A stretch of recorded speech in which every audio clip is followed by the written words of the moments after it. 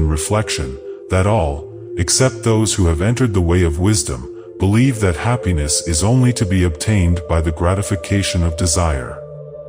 It is this belief, rooted in the soil of ignorance, and continually watered by selfish cravings, that is the cause of all the misery in the world. And I do not limit the word desire to the grosser animal cravings, it extends to the higher psychic realm, where far more powerful, subtle, and insidious cravings hold in bondage the intellectual and refined, depriving them of all that beauty, harmony, and purity of soul whose expression is happiness. Most people will admit that selfishness is the cause of all the unhappiness in the world, but they fall under the soul-destroying delusion that it is somebody else's selfishness, and not their own.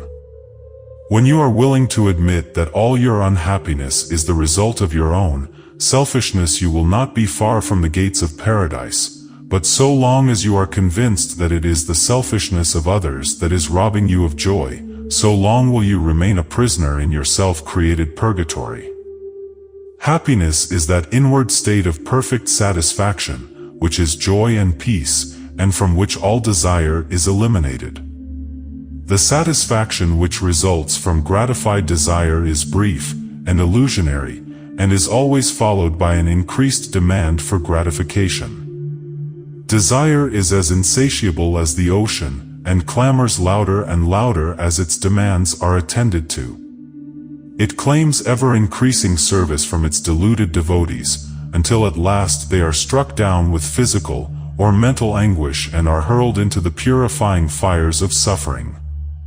Desire is the region of hell, and all torments are centered there.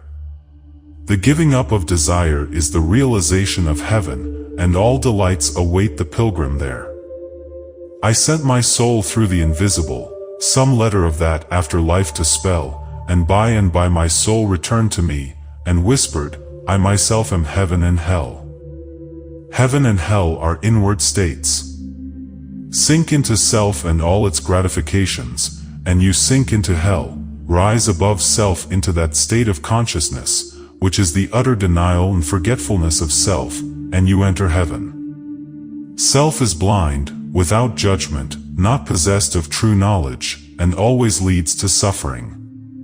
Correct perception, unbiased judgment, and true knowledge belong only to the divine state, and only in so far as you realize this divine consciousness, can you know what real happiness is. So long as you persist in selfishly seeking for our own personal happiness, so long will happiness elude you, and you will be sowing the seeds of wretchedness. In so far as you succeed in losing yourself in the service of others, in that measure will happiness come to you, and you will reap a harvest of bliss. It is in loving, not in being loved, the heart is blessed. It is in giving, not in seeking gifts, we find our quest. Whatever be thy longing or thy need, that do thou give, so shall thy soul be fed, and thou indeed shalt truly live. Cling to self, and you cling to sorrow, relinquish self, and you enter into peace. To seek selfishly is not only to lose happiness, but even that which we believe to be the source of happiness. See how the glutton is continually looking about for a new delicacy wherewith to stimulate his deadened appetite, and how, bloated, burdened, and diseased, scarcely any food at last is eaten with pleasure. Whereas, he who has mastered his appetite, and not only does not seek, but never thinks of gustatory pleasure, finds delight in the most frugal meal. The angel form of happiness, which men, looking through the eyes of self, imagine they see in gratified desire, when clasped is always found to be the skeleton of misery. Truly, he that seeketh his life shall lose it, and he that lusteth his life shall find it. Abiding happiness will come to you when, ceasing to selfishly cling, you are willing to give up. When you are willing to lose, unreservedly that impermanent thing which is so dear to you, and which, whether you cling to it or not, will one day be snatched from you, then you will find that that which seemed to you like a painful loss, turns out to be a supreme gain. To give up in order to gain, than this there is no greater delusion, nor no more prolific source of misery, but to be willing to yield up and to suffer loss. This is indeed the way of life. How is it possible to find real happiness by centering ourselves in those things which, by their very nature, must pass away? Abiding and real happiness can only be found by centering ourselves in that which is permanent. Rise, therefore, above the clinging to and the craving for impermanent things, and you will then enter into a consciousness of the eternal, and as, rising above self, and by growing more and more into the spirit of purity, self-sacrifice and universal love, you become centered in that consciousness, you will realize that happiness which has no reaction, and which can never be taken from you. The heart that has reached utter self-forgetfulness in its love for others has not only become possessed of the highest happiness, but has entered into immortality, for it has realized the divine. Look back upon your life, and you will find that the moments of supremest happiness were those in which you uttered some word, or performed some act, of compassion or self-denying love. Spiritually, happiness and harmony are synonymous.